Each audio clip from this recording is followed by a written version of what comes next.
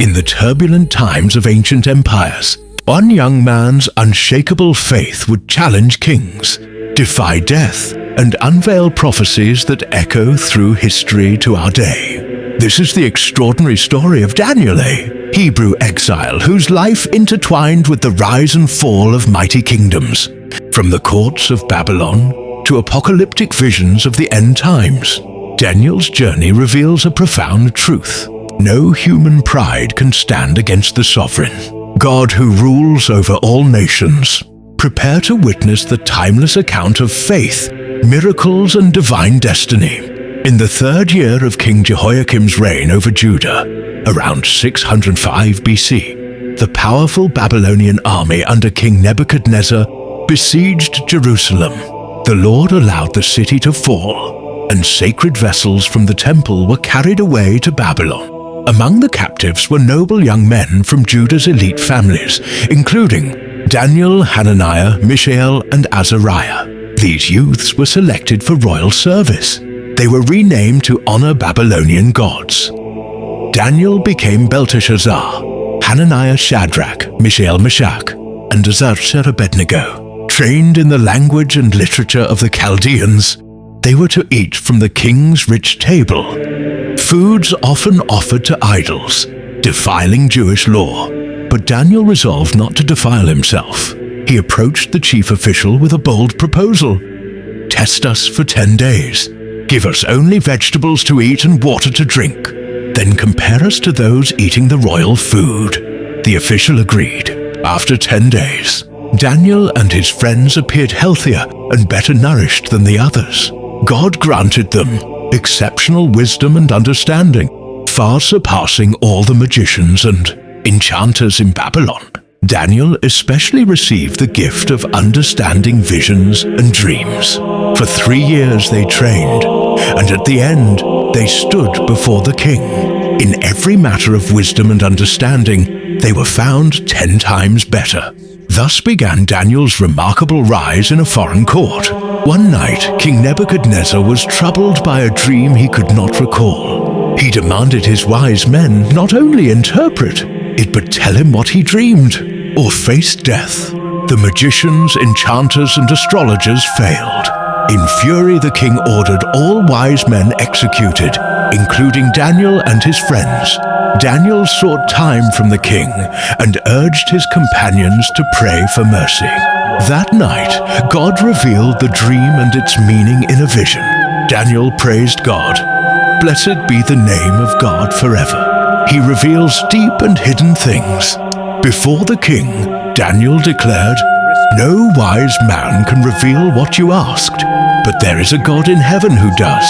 The dream was of a colossal statue, head of gold, chest and arms of silver, belly and thighs of bronze, legs of iron, feet of iron mixed with clay. A stone cut without human hands struck the feet, shattering the statue, then grew into a mountain filling the earth. Daniel interpreted, the gold head was Nebuchadnezzar's Babylon. After it would come inferior kingdoms, Medo-Persia, Greece, and a divided fourth kingdom. Finally, God's eternal kingdom, represented by the stone, would crush all earthly powers and stand forever. Awestruck, Nebuchadnezzar fell before Daniel, honoring him and proclaiming his God supreme. Daniel was promoted to rule over the province, with his friends in high positions. Pride swelled in Nebuchadnezzar. He built a massive golden image, 90 feet tall, and commanded all peoples to bow and worship it at the sound of music, under penalty of a blazing furnace. Shadrach, Meshach, and Abednego refused.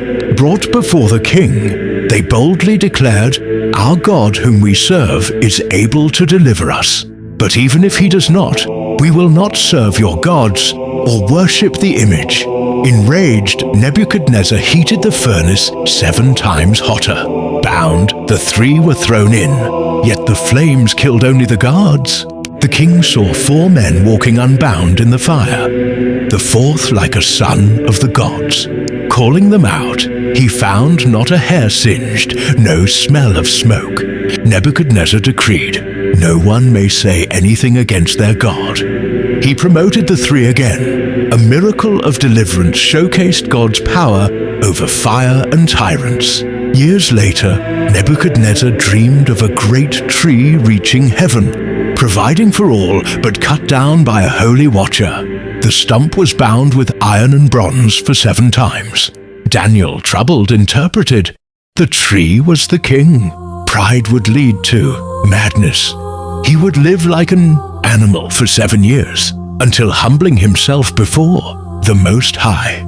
A year later, boasting over Babylon's glory, the king heard a voice from heaven. It is decreed. Instantly he lost his mind, driven from men eating grass like an ox, hair like feathers, nails like claws. After 7 years, his reason returned. He praised God. Now I praise and exalt and glorify the King of heaven. His ways are just. Restored to his throne, Nebuchadnezzar acknowledged divine sovereignty. Decades passed. Belshazzar, grandson of Nebuchadnezzar, ruled. In arrogant revelry, he hosted a feast for 1,000 nobles, using the sacred vessels from Jerusalem's temple for wine and praise to idols. Suddenly, a mysterious hand appeared, writing on the plaster wall, Mene, Mene, Tekel, Parsin. Terrified, Belshazzar called for interpreters. None could read it. The Queen Mother recalled Daniel. Brought in, Daniel rebuked the king for pride and desecration. The words meant, numbered, numbered. Your kingdom's days are over. Weighed, you fall short. Divided, your realm given to Medes and Persians. That night, Belshazzar was slain. Darius the Mede took the kingdom. Under Darius, Daniel excelled, appointed over the kingdom. Jealous officials tricked the king into signing an irrevocable decree. For 30 days, no prayers to any god or man except the king. Penalty, lion's den. Daniel continued praying 3 times daily toward Jerusalem. Arrested, he was cast into the den. A stone sealed it. The king fasted sleepless. At dawn, Darius called, Daniel, has your God delivered you? Daniel replied, My God sent his angel to shut the lions' mouths. Unharmed, Daniel emerged. The conspirators and families were thrown in, devoured instantly. Darius decreed, Honor Daniel's God, living and eternal, whose kingdom endures. In his later years, Daniel received profound visions. In one, 4 beasts rose from the sea. A lion with eagle's wings, a bear raised on one side, a leopard with 4 heads and wings, and a terrifying beast with 10 horns. A boastful little horn arose, oppressing the saints. The Ancient of Days judged. Books opened. The beast was destroyed. Dominion given to one like a son of man. Eternal kingdom for the holy ones. Another vision. A ram with 2 horns defeated by a goat with a prominent horn that broke, replaced by 4. A small horn arose, desecrated the sanctuary for 2,300 evenings and mornings. The angel Gabriel appeared, revealing the 70 weeks prophecy. From the decree to restore, Jerusalem to Messiah the Prince, 69 weeks to anointing, then cut off. The final week brings covenant, abomination, desolation, pointing to future tribulation and redemption.